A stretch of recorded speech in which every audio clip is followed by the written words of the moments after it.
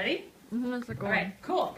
Welcome, everybody. I'm glad to have met you. My name is Desiree Pointer Mace. As you know, I'm the Associate Dean for the School of Education. That means that I teach undergraduates and graduates.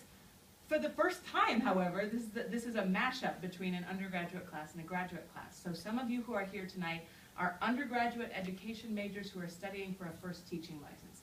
Some of you here tonight are graduate students who are studying the appropriate use of technology tools in their kinds of instructional settings. So you have different kinds of populations of people with a similar conceptual terrain.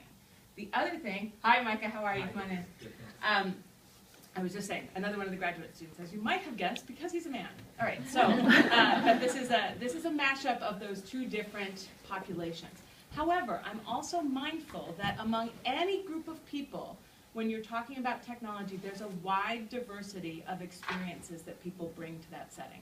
Some people might be really, really, really experienced, confident, competent, have a good set of skills for learning new tools, and that kind of thing. Some people might feel like, yikes, I'm only here because I really need to learn some stuff. Or I have kind of a wheelhouse, but other areas I'm shakier on.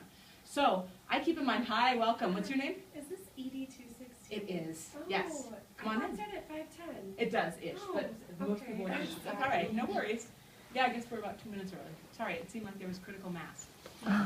But at any rate, that means that this class is in some ways very like a 20-person independent study, or an art class where different people are picking different media to express themselves, right? So it means that this class is not, for example, only about the smartboard. It's not about Photoshop. It's not about iPads, you know, because these kinds of things shift really quickly, and what's in vogue in your school or your workplace this semester might be totally different next semester. So that means that this class has to be about something other than just X, Y, Z tool, which is not to say that people can't set that as a goal for themselves and develop it. It just means that as a course, as a whole, it's not like week 1 Photoshop, week 2 smartboard, week 3 flip cams, week 4, et cetera, all right?